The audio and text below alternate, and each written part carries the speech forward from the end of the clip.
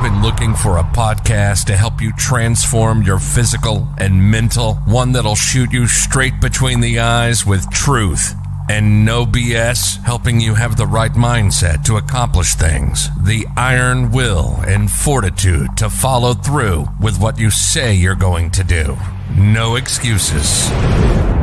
Mark owns martial arts schools, and after 30 years, he has some real insight for real talk, real life, real conversations, motivational, fitness, self-defense, weight loss, live from the Great 1-8. This is Real Talk with Mark Cox.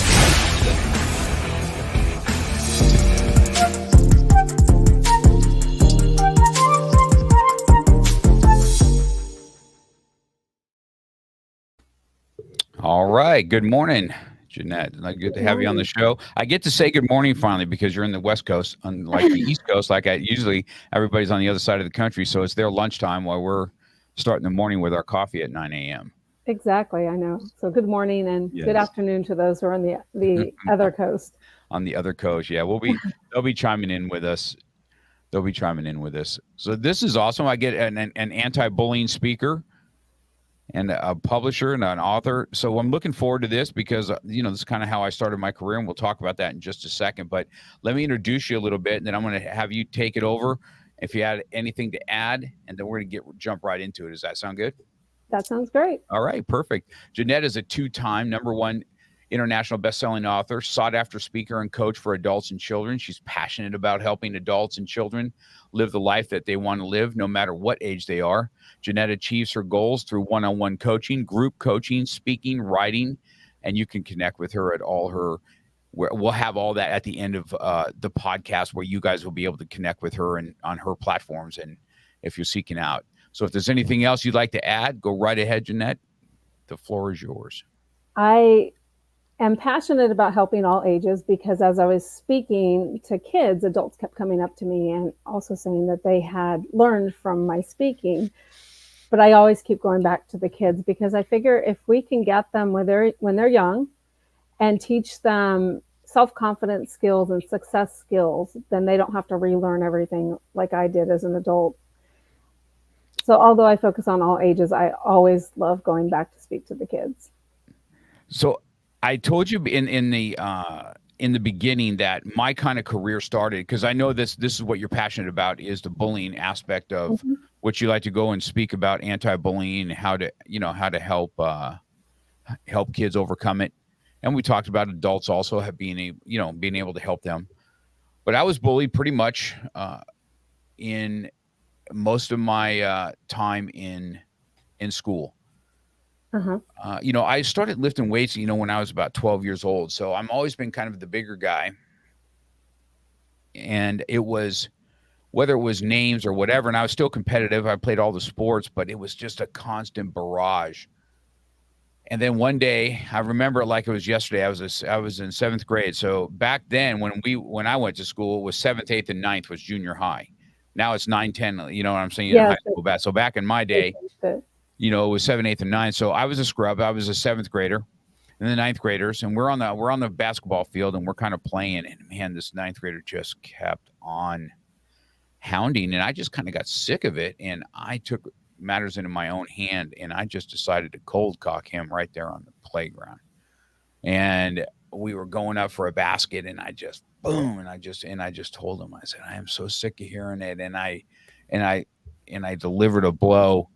And I'm telling you, my life changed from that day. There is no bullying after that, I can tell you that. But there's a lot of whimpering in the background. And I think I told you a little bit about, it's almost like I felt empowered at that time.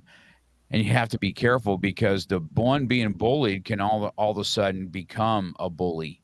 Definitely. Or a protector. And I was kind of like both, right? I was kind of the protector in school anyway. So those that were a little bit less fortunate, they would run to Mark, and I would be the one to say something because my reputation carried on based on what I did. But do you feel that you see that sometimes as you're speaking to people?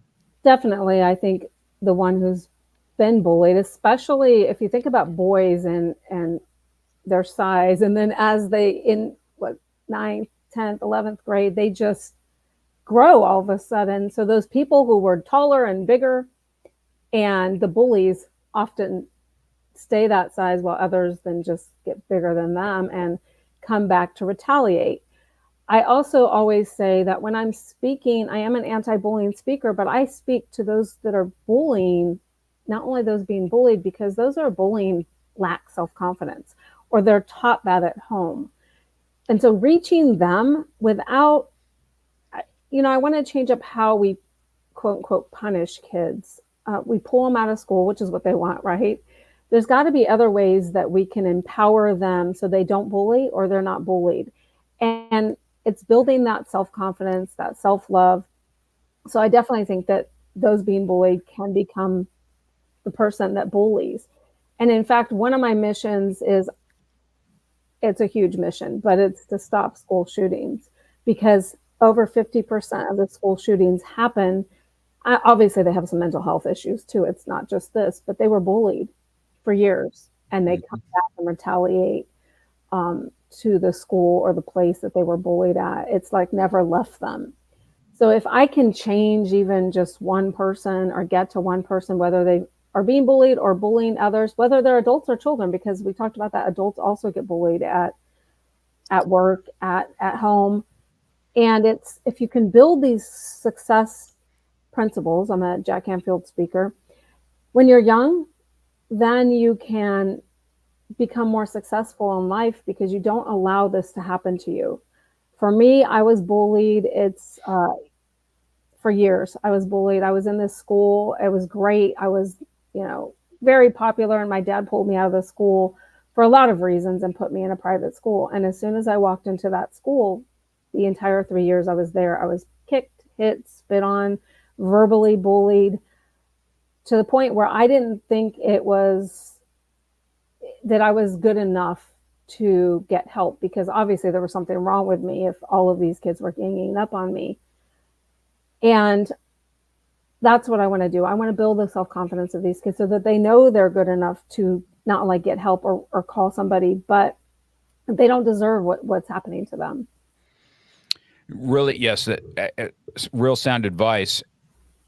And I'm going to tell you, so I'm going to give you some of my experiences. So maybe you can kind of give me some insight on what. So my children were also bullied in school quite often. Mm-hmm. And the school, I believe, is the one, I believe there's two things. In the elementary side of things, where you can really make a difference, it's my opinion they don't have enough males on campus to help facilitate boys, especially. Oh, definitely. Very short-staffed. Yes, I believe that when I would go to my elementary school, I started go ahead and volunteering at the end of school for just to be on the playground. So, and I did it so my kid would stop being bullied, mm-hmm. right? And there was a couple things that I asked about. I said, hey, the one that keeps on doing this, why don't you let me have a conversation? Why don't you set a conversation up with the other parents? And they just would absolutely refuse to have parents speak to parents. I'd have to try and seek it out when we had functions, and I finally saw, oh, that's so-and-so's parents. And so I would go and I would go speak with them. And I have found out that most of the time when I went and spoke to somebody, that there's no way that they wanted their child to be doing any bullying. I can tell you that. They were very upset at the point that they didn't even know about it, which goes back to the school because you're not facilitating what you're supposed to be doing. And it made things come down because when I was on campus, people knew me as Mr. Cox, and I've had my martial arts school here for 20 plus years at that time. And so everybody knew me. So it really wasn't all that. And it was just me having my presence there and being able to talk to the kids. And like you said, most bullies are bullies because somehow their self-confidence is just in the toilet. You know what I mean? So I wanted to make sure that I could help facilitate that. So the other thing that's important though, to be present at your children's school, right? Yes. To be seen there. Yeah, absolutely. And then the other one is in high school was the worst. None of my children liked high school. None of them. It was their worst experience. If you speak to every one of them, it was their worst experience they've had in school was high school. Yeah. And my one son, hey man, he was bullied excessively. He was overweight at that time. Now he's a freaking machine, just an athletic machine. But in that time, he wasn't. And he was just constantly getting bombarded. And I would go to the dean and I would say, hey, listen, now you've got two choices here, because if you don't take care of this, I'm going to take care of it. And if you don't take care of it, because there was one kid there that, the one without a dad and really no place to go, which kind I'm talking. So yes. I waited for him. I waited for him because the school wouldn't do anything. So I waited for him in the morning. I put the fear of God into him. You know what I mean? And it was on the wall and his heart's pounding. And I said, do you feel how that is, how scared you are? This is how kids feel with you every freaking day. And then, of course, after I did that, I felt so guilty. And I'm like, I need to go find this kid. And I'm going to tell him I'm going to teach him martial arts for free. Let him come to my school. Aww. Maybe I can make a difference in his life. And so I went after him. But unfortunately, I never got him to get into the school. He stopped his bullying, but I just couldn't get him into the school, and life just didn't let me do that. But I had to take that into my own hands too. And I just hated doing that because the schools, I don't know, you go out and talk to anti-bullying and schools talk about anti-bullying, but they don't do anything. Has this not been what you've seen? I think that just like I also have a medical background, and just like in medical, they're so short-staffed right now. Post-COVID, they had to, so if they were working on bullying programs, and California has a lot of laws and that you have to have these programs, but if they were working on them, everything switched to how can we offer school remotely? What can we do with COVID? And then it's now post-COVID, such a different world where kids have social, emotional issues. They don't know how to be with other people. They don't know how to interact. They only know how to interact with technology. So now there's even an additional issue with it. I do think that you have to advocate for your child, but I also think that you need to create open communication with your child so that you can include them in figuring out how to handle this. It's teaching them life school. So one of the things I offer is a free video and PDF on how to create open communication with your children, because I think that they need to be part of the solution. Not only, yes, you need to advocate for your child, but you also have to create that open communication. You may not even know they're being bullied. And then with that, go to the school and make sure that they have a program or be involved. Now, I know a lot of parents are very busy and they don't have time. But if you're at least having that open communication, not only with the school, but with your child, you'll know what's going on. Kids are also afraid to tattle. I mean, depending on what age you are. I have 5 children in a blended family, and our youngest is 14. And your situation sounds almost exactly what what happened to him last year, which is ironic to have a mom who's an anti-bullying speaker and then to get bullied. And he's huge. He's a big, he's short, but he's big muscles. He just touches me and I'm like, you just bruised me. It's going to be a big kid, probably like your son. And he went through an issue and I had to go to the school and advocate, but I involved him in the solution because I didn't want to go there and end up causing more issues for him. Yeah. Well, and I see even in my one son, especially, there is runoff from the bullying. Now that he's just an athlete, that, the bullying thing is one thing. They talk a lot about race being a problem. And I've told everybody, I said, try being fat in school because it doesn't really matter what your race is. Yep. Try it. It does. And then try and be a female in that world. It's even worse. And so, I've always had a special heart for that because that's what I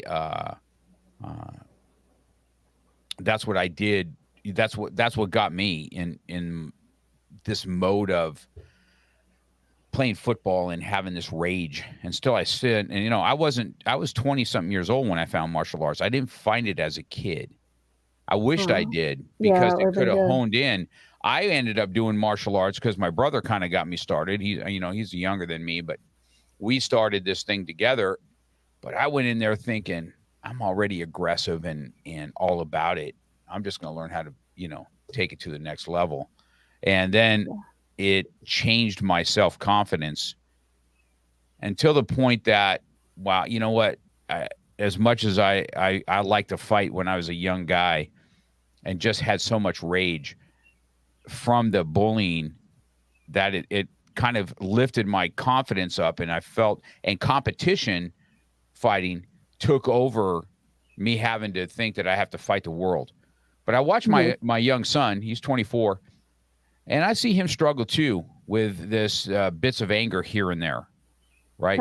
Even though he's completely right, he's completely changed his whole life, his looks, everything else. There's still something in the back that triggers him from being bullied as much as it was. He even had as a young male, I'm going to have my son on here speaking about this one day, but he also had an eating disorder that I didn't know. So when he was losing weight, he was throwing up. And I'm going to tell you something. I pulled my hair out looking for somebody that works with males and eating disorder. That was just non-existent, hard to find. I know a few people now. It's different now. Right. So back then it just was unheard of. And so, and I see him a little bit still struggle with it, where he can just kind of come unkiltered. And I used to tell him, I said, Dan, I said, I know where this is coming from, because your dad has that same thing, but you need to learn how to put that in check as a young man, because the wrong decision at the wrong time can alter your entire life. And that's not something you want to do. So this is so I was so looking forward to this today, because this is so prevalent in my circle that I wanted to get some advice from you for parents. So when you go, and let's say you're going to go speak, when you say you're an anti-bullying speaker, are you going to PTAs? Are you going to school and speaking to the children? Which way do you go? I'll speak at camps and schools. I've been doing a lot of one-on-one classroom speaking, and even down to preschool. And a preschool is a lot different. Their attention span is a lot less than what I can talk to them about. But I also talk at assemblies, and when I do that, parents are usually involved. It's important that the adults in the children's life be involved and understand what they're learning, so that they can help them, because it is building, and I keep saying this over and over, but building that self-confidence and self-love, which is actually two different things. So self-love is how you feel about yourself, and self-confidence is how you feel about the task that you can complete. If you have it's like an armor, and my program is, as I'm a superhero fanatic, I dress as Wonder Woman. All my books are around superheroes, and my program is called Connect to Your Inner Superhero. So if you build that armor and really know that it doesn't matter what other people say about you, really what matters is what you say and think about yourself, then eventually you can get rid of those voices in your head that tell you you're not good enough. And especially building that at a young age, so that when you do encounter bullying, if I had that armor and found those superhero traits when I was younger, it wouldn't have mattered all the things that they were saying to me about myself, because I started to believe them. And when you believe them, which is probably what your son has, then they come up in those times when you're not feeling well, or you're not feeling like you're good enough. So it's building that superhero, finding the superhero traits. And I feel like everybody has their own unique superhero traits. And if we all connect with those, it's kind of like your soul purpose, and then serve others doing that, you're going to be generally happier anyways. You're going to have self-confidence anyways, because you're happier with what you're doing. Like when you found martial arts, it made you happier, and you felt better about yourself, and you felt more confident, because it's something that you connect with and a part of your purpose. So it's working with all of those and just building that over and over, and it's creating new habits. Instead of breaking, well, for adults, we have to break those habits and how we feel about ourselves, but creating habits at a young age. Ironically, though, you talk about health and wellness, and that's where I came from. I'm a nurse, and I was in medical for over 25 years. But when my mom passed away, she passed away at 66. And I had to relook at my whole life. And I shed 85 pounds. I became a health and wellness coach to try to do preventative with people instead of fixing issues. So I also come from that background of health and wellness. So we have a lot in common. Yes, because I would tell you that in my household, my son that I was talking about, 24-year-old, lost 110 pounds. My oldest boy, he was 245. Now he weighs 150. Okay. Wow. My oldest son. Myself, when back in 2019, when my son did get married, I was probably at my worst there. Just a really bad knee and everything else. And I had a blood clot, and that blood clot almost killed me. Yes. Right. I had double blood clots in my lungs, had no idea. And there was a life change there. So, and then I went on this thing, and I said, okay, this is going to change. And I did the same thing. So I had lost 97 pounds in that. And even though I was a martial artist, I was just a heavy athlete. I've always been a heavy athlete, always. And I could just maintain and do things as a heavy athlete. But as I got older, that started to hinder me. And so I do have a passion for those that are overweight. It's one of the ones that I see coming in my school on a constant basis, where I know the life they live. It's hard. It's hard being overweight, especially as a girl. You mentioned that earlier. Mm-hmm. Absolutely. Body image as a girl is all you look at. And unfortunately, now we have cyberbullying in addition to it, where they talk about body image. And if you're overweight boys too, I'm not saying, I have 4 boys, and one of them has struggled, because I struggled with weight. Both of my boys, not my stepchildren, also struggle with weight. And my son he's shed over 100 pounds twice and gained it back. So right.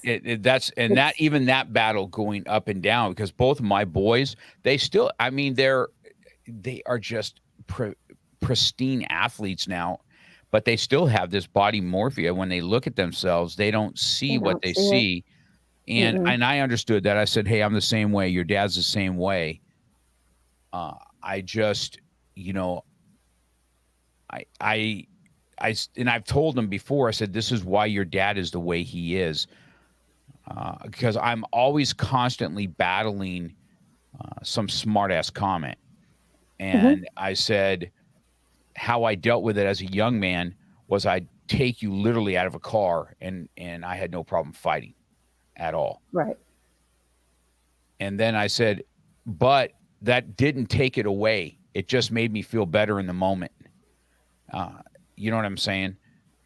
And now my son talks about both my kids, the one that's married and the other one, he said, Dad, I see these guys that made fun of me in school, and man, their life is just not what it is. And I said, well, that's because you took control of something that was controlling you.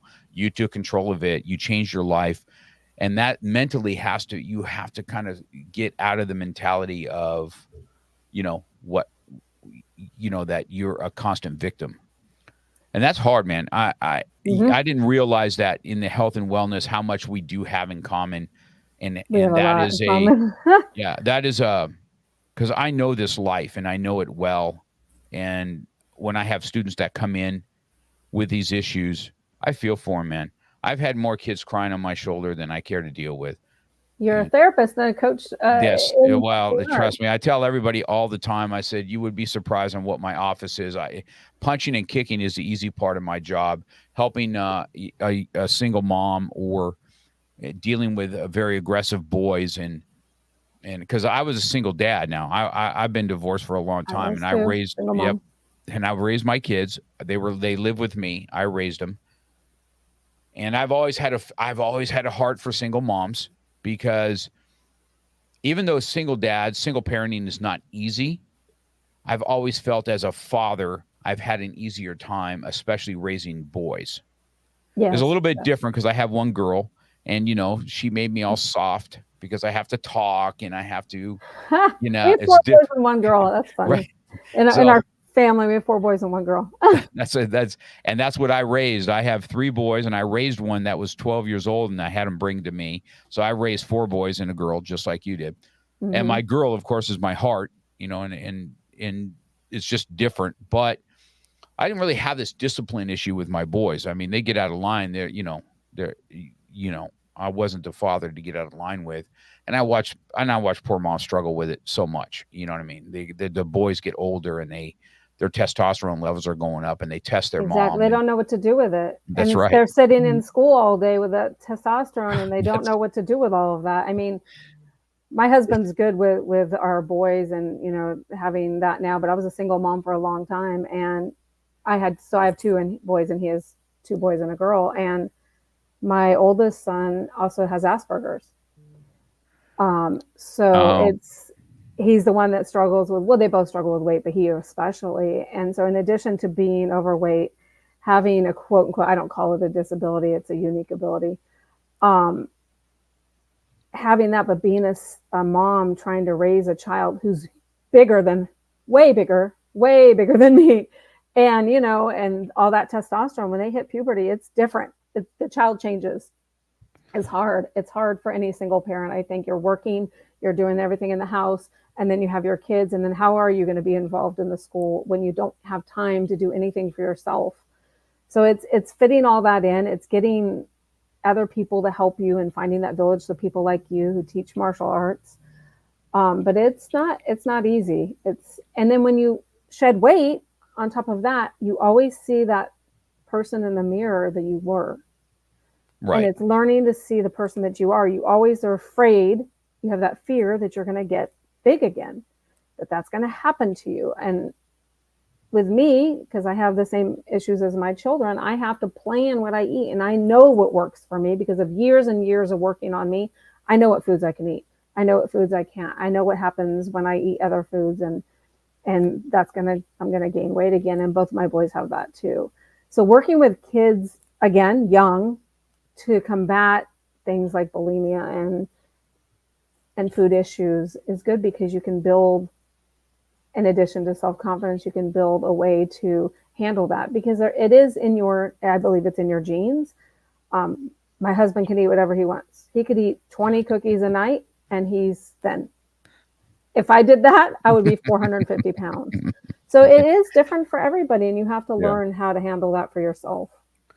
And I think that's, I don't know if you speak on health and wellness, even to children, because, nutrition really isn't spoken about. But what I do speak to my kids here, I said, you need to be the best version of yourself. And part of this is this. How do you have a healthy mind? Your healthy mind becomes with a healthy body. When you have a healthy body, your mind becomes healthy.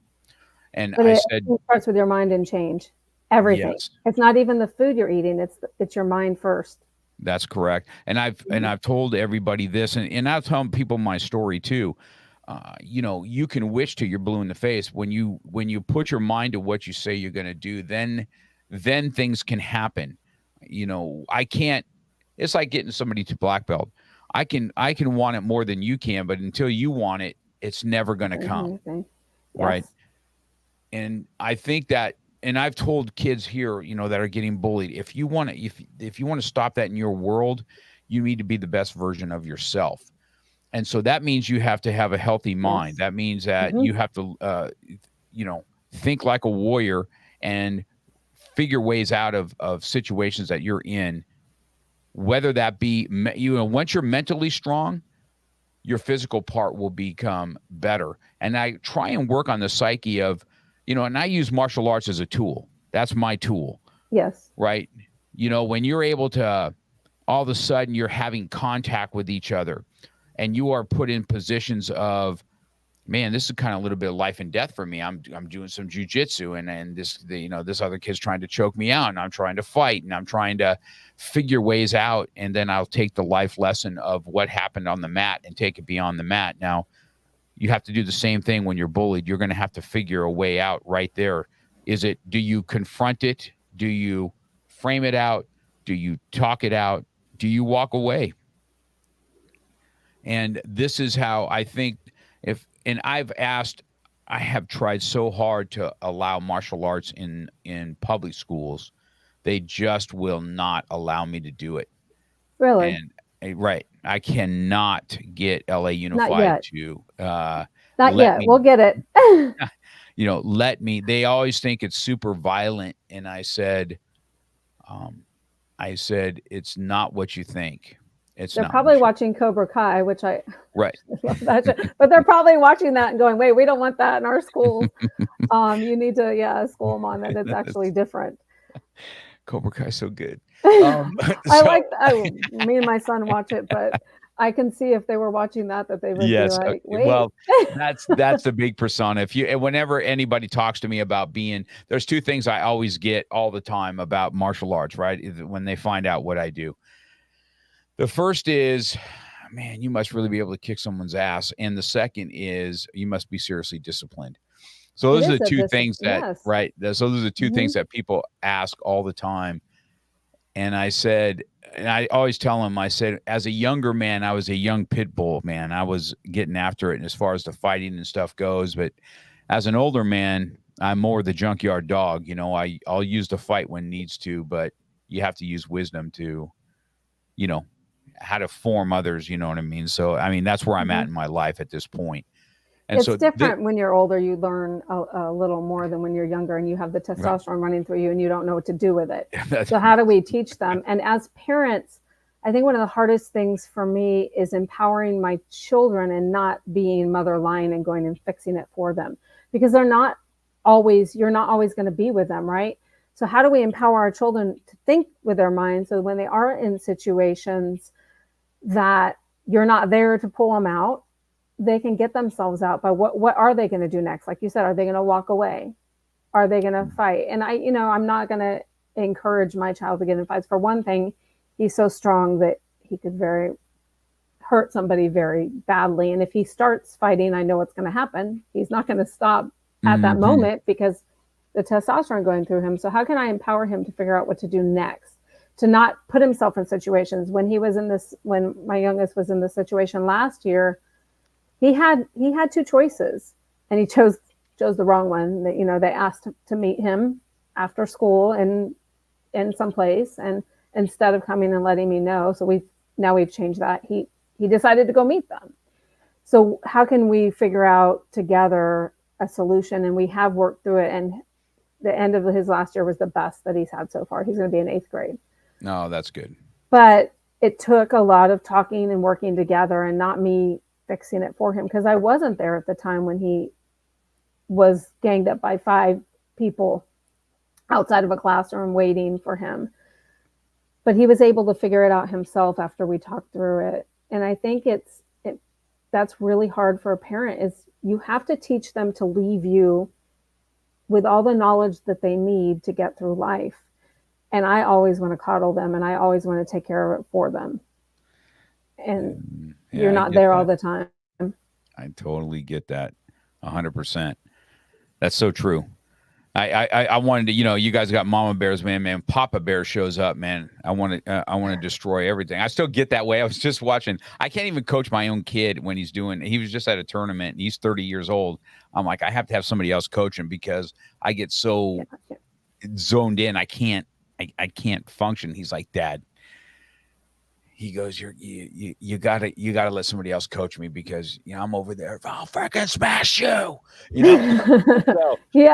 You want to protect them. It's your children. I mean, I'm Sicilian. The Sicilian comes out in me. As little as I am, I can, I can take care of my kids, but you can't. I can't coach my own kids. There's no way. I can't even coach them in shedding weight. I can give them the tools, but I can't tell them what to do. It has to be their intrinsic motivators that pull them there. And my oldest son, it's in the middle of all 5, but the one that has a diagnosis on Asperger's, I've worked with him and talked to him, and I'm letting him figure it out on his own. He figured it out twice, how to shed over 100 pounds. He can figure it out again, but it's hard to do. It's hard for me not to step in, especially with him he's almost 23 now. He's almost 23. Yeah. It's definitely hard as parents. I certainly, Juanita Cap is on here. I don't know if you've ever met Juanita. Have you I met haven't. Juanita? Hi, Juanita. You would love her. She's from South Africa. She's a martial artist. She's got a podcast called Meticulous Moments. What I'll do is I'll put you two together. You guys would have a really good chat. She's good people. You interviewed her. I think I heard you interview her. Yes, Did I you? have. Yes, I did hear that. I love her. Yeah, she's so we've gotten close over the years, and we met through the CLA also. So it was good, writing a book. So let's talk about writing a book. So you have 2 bestsellers. Are your books children books? Is it about anti-bullying? What is your books that you have? The 2 bestsellers are compilation books. So one is called Women Who Rise, and it came out in the beginning of COVID, and it talks about my story with my mom and how I had that defining moment when she passed. How was I going to move forward? I've actually now lost both my parents, which has been really hard. The second compilation book is Life Lessons in Success, and it's stories from a bunch of Canfield trainers, and it's both female and male. And that was about my bullying and why I have my bullying program. Then I have 3 children's books based on superheroes. I have Superheroes on the Spectrum coming out soon. It's 33 stories shining on the unique abilities of children and adults that have a diagnosis on the autism spectrum. I decided to write that because I was in Walmart with my son when he was about 11. He was throwing a fit, and a lady came up to me and said, "Why don't you beat your child?" And I wanted to ensure people understood our challenges having a child that's, yes. I like I said, I don't like using the word disabled. I think we all have our unique abilities. And then Spiritual Fitness Survivors coming out. That's an anthology that's coming out August 19th. And then I'm in that one and with you're you. in that one with me. That's how we met. So I have a few coming out, a few more, but the most fun books I have are the children's books and the superhero books. I Am a Superhero, which was my last children's book, teaches you to connect to your own superhero traits. I think that's powerful. That is the special needs community. That is the other community of mine that I am super passionate about. So we have a program called Special Kicks, and we have used the martial arts in, my good student out there in Georgia named Carson. He's the one that we used to call him the autistic whisperer.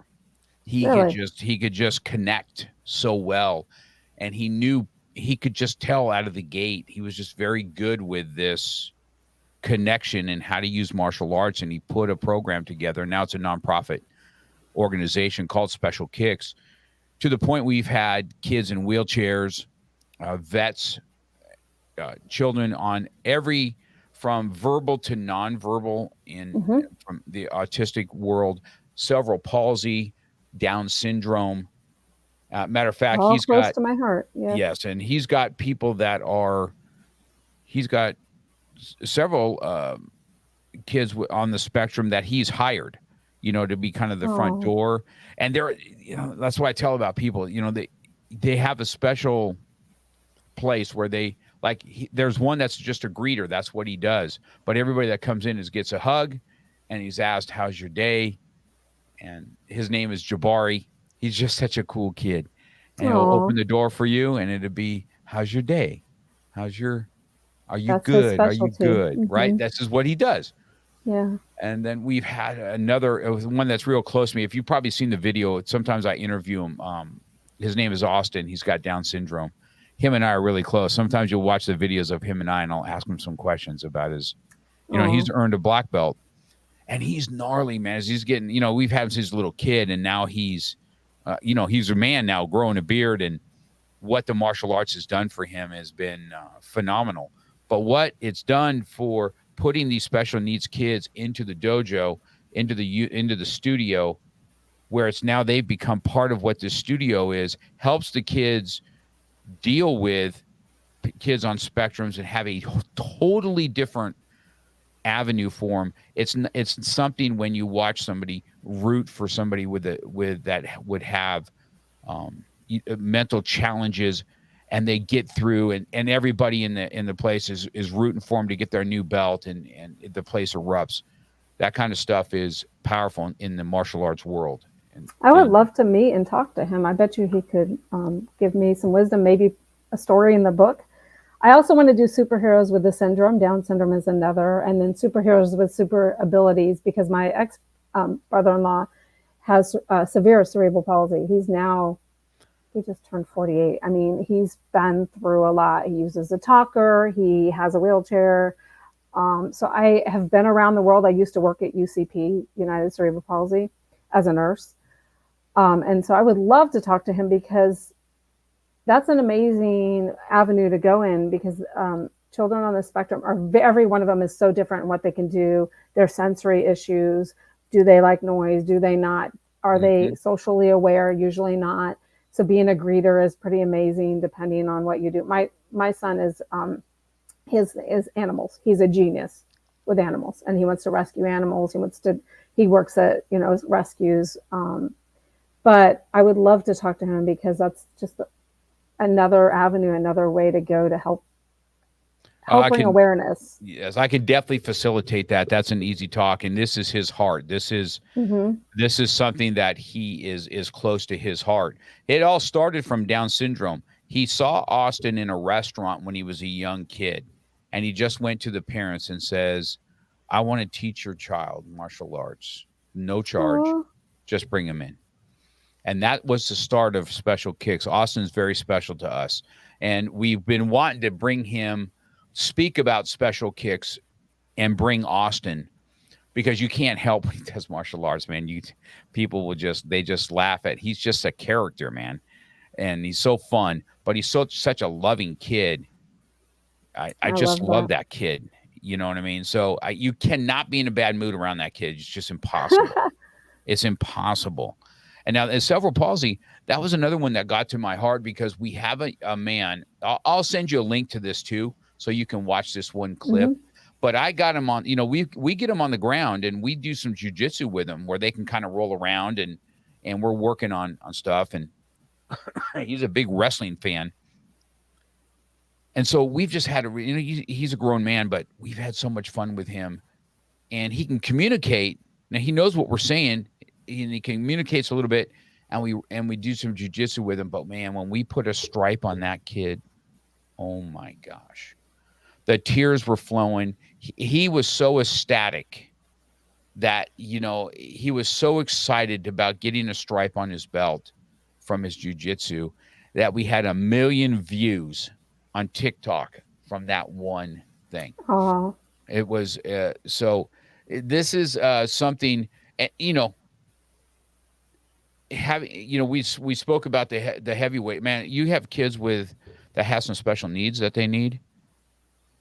It's even worse for them. The bullying is off the chain, yes. And it pisses me off to no end. Yes. Plus, it's hard on them. It's hard if you already have a disability, even just health wise.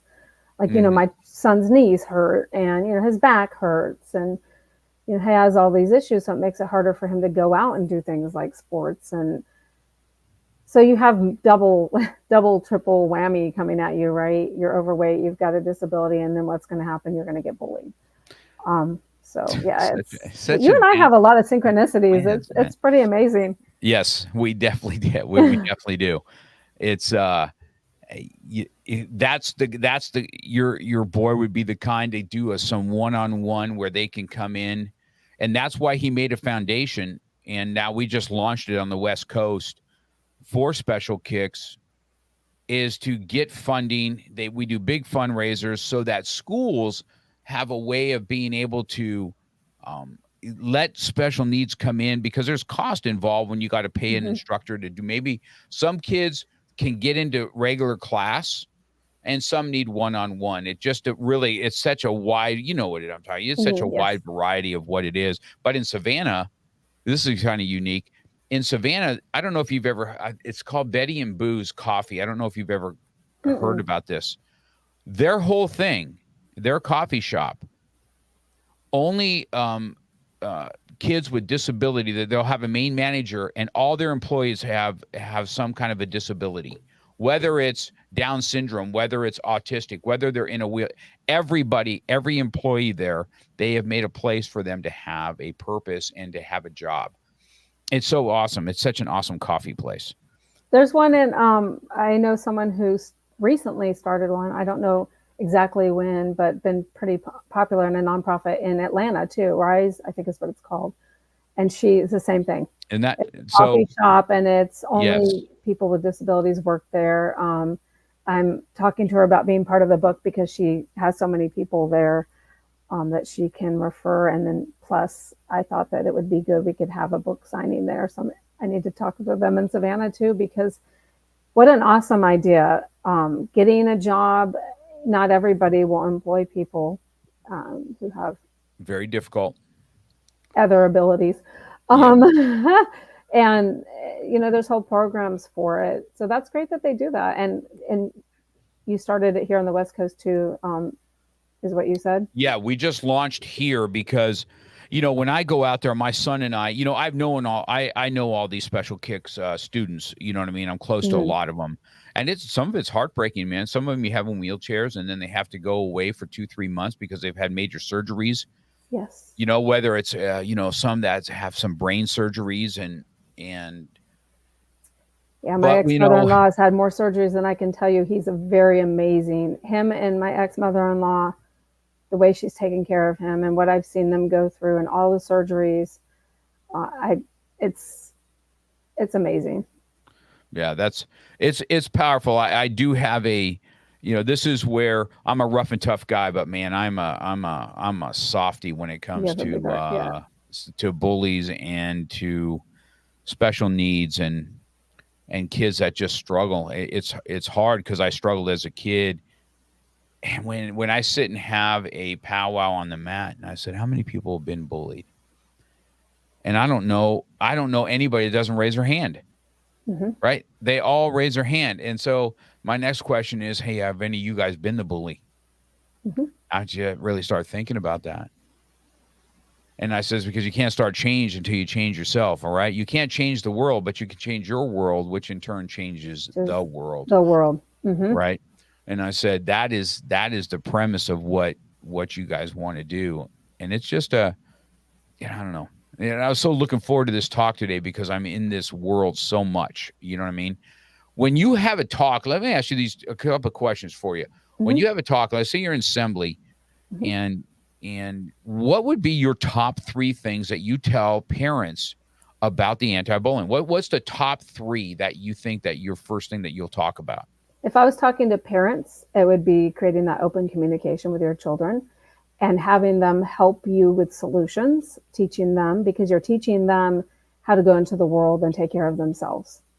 And it's not a complete dictatorship, although yes, you're their parents and your say is the final say, but how can you involve them in those decisions? And then I would talk about building their self-confidence, that armor, so that when they do go out in the world and people do say horrible things to them, how do they take that? Do they take it in and believe it, or do they move forward? And then I would talk about connecting to your superhero traits, because I believe, and I think I've said this already, but I believe that if we all connected to what we are supposed to be doing, our sole purpose, and use that to serve others, the world would be a different place. It would be a better place, more positive. People would be happier. Doesn't mean that you have to do it for your job. It means that even if you did it 1 or 2 hours a week, I can tell you that I love being a nurse and I love my patients, but when I get on stage and speak, or when I'm coaching a child, I have a different reaction. I am much happier, because that is my sole purpose, is to change children and adults' lives and help those children build a solid foundation for success. So if we all use those superhero traits to serve others, I just think that it would be better. We would have a whole different world. So when you have a parent talk about, having an open communication with your mm-hmm. child, is this one where if you're going to coach a parent, would you have them say, listen, you need to sit down and you need to ask them, have you been bullied? Do you ask the questions? You know what I mean? Ask questions. So how have you been bullied? Could be a question. Or are you having issues in school? And then, I talk about how to use motivational interviewing to bring out their intrinsic motivators so they can, along with you. And we use this in coaching. It's been used by counselors and psychiatrists, psychologists for many years. But we use it in coaching too, motivational interviewing, so that you can help them bring out their own willingness to change. What is connecting them to their why? Why do they want to change? And then what is the solution to do that? If you can get someone to create a solution on their own, they're going to be more likely to succeed than they are if you tell them how to change. This is what I want you to do to change. So if you were to talk to someone about eating, okay, so stop eating carbs. That's what you're going to do. If that's not what they feel they need to do and that's not what they connect with, it's not going to happen, right? Or why are they changing? Why are they doing that? So creating that open communication allows you to have a conversation where your child can help you find the solution for themselves. Yeah, that's powerful. That's good. That's really good. Really good advice. On the last, we're kind of, we're wrapping up here soon, but when you're talking, give me some feedback on the adults. Give me some stuff that you've heard adults bring to you, and give me some advice that you've given to them. Let's get an example of what an adult maybe is bringing to you. And do you find it mostly women, or do you have any men that come to you that actually say anything? I think it's mostly women, because mostly women listen to me speak. What I say with kids is we build a solid foundation for success. Now with adults, we have this foundation that has cracks in it from the stories of our past. So what is that story in the past that you've had that is now affecting you and how you react now? Now let's together find the beauty in the cracks in those foundation and use that to move from fear to success. So what is it? What is that story? Was it you were bullied yourself and you keep going back to that? Was it someone called you fat, and so when you look in the mirror, you see that fat person?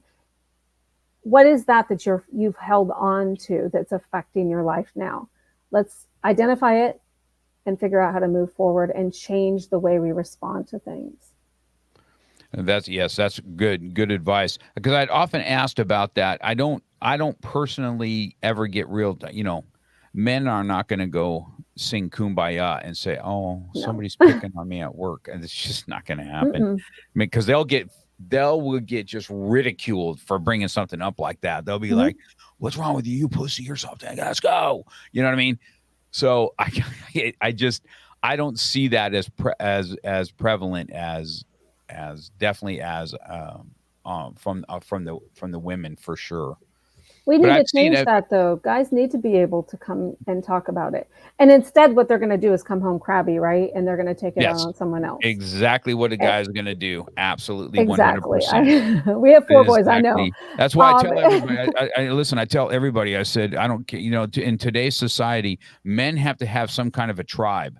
And if they have a tribe of other men, they can facilitate this, and they can move past it, and that's kind of from a men's perspective, but that's kind of the beauty of jiu-jitsu or whatever, this combat.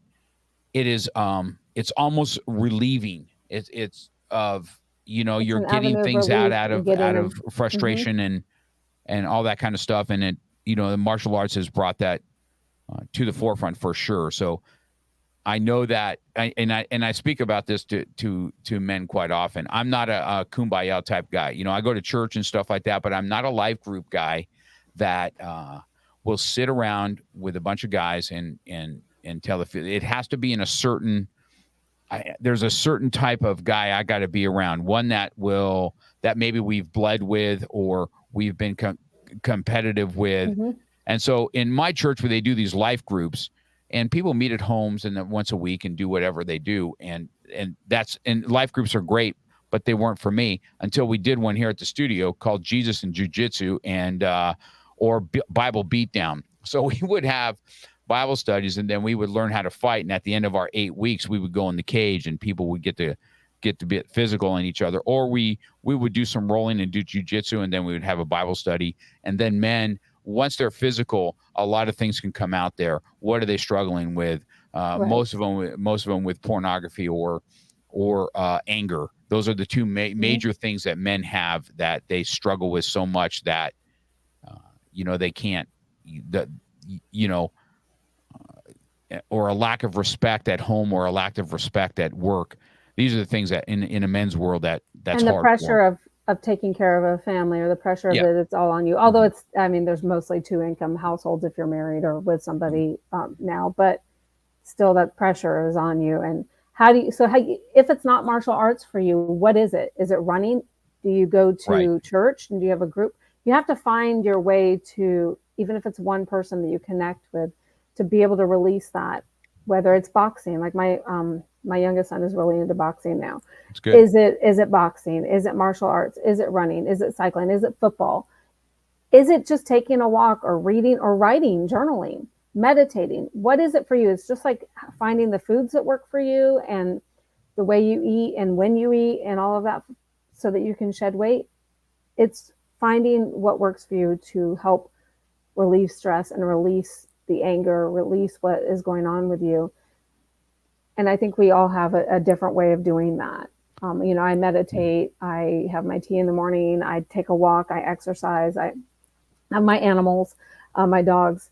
But for everybody, it's different. And for men, it's finding that and knowing that they can find someone to talk to if that's what they want to do. They may not be someone who wants to talk to others.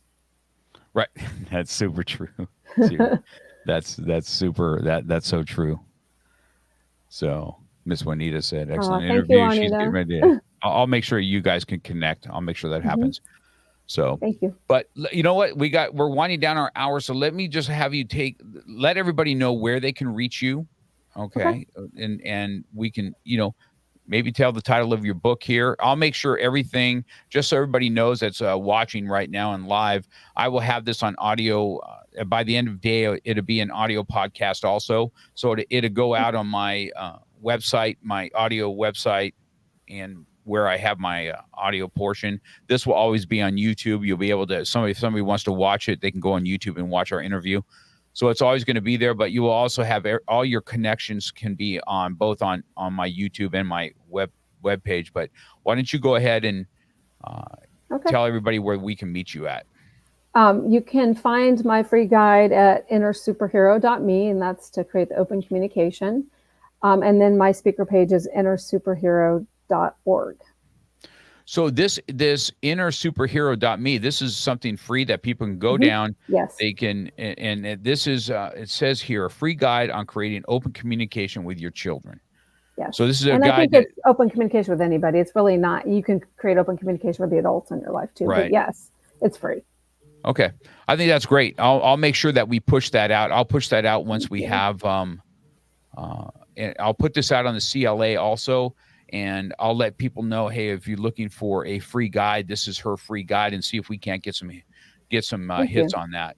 Okay. And if you want to be part of the book too, contact me on there. If you want to be part of Superheroes on Spectrum, we're wrapping up getting our 33 families, but I do think it's going to be a series, and we will move on to other unique abilities after that. But I really appreciate you taking the time to interview me today, and I love all the synchronicities. Yes. We definitely have a lot in common. That's for sure. Well, and then we have Spiritual Fitness Survivors coming out August 19th. August 19th. Are you going there for that, or are you not going to be there? Our second son is graduating in Denver. So I had to choose my child over that. Yeah. Unfortunately, I'm going to miss it, but I will be online and seeing it. All right. Sounds good. I'm probably going to be there. So, but we'll meet up here soon. So definitely, I'm down in your area all the time, so we will definitely. Yeah, if you come down here, we'll definitely. And if you come down here, we'll set something up maybe where you can come and speak at the studio, and just speak to parents in general. I think that would be something really good. That'd be fun. We'd do a superhero day. Yes, that'd be awesome. All right. All okay, right. man. I appreciate it, Jeannette. It was an awesome interview today. I'll have this out for you. You'll get a little something in my messenger from that, and I really appreciate it. Thank you very much. Have a super day, everybody. Bye-bye. You've been listening to Real Talk with Mark Cox.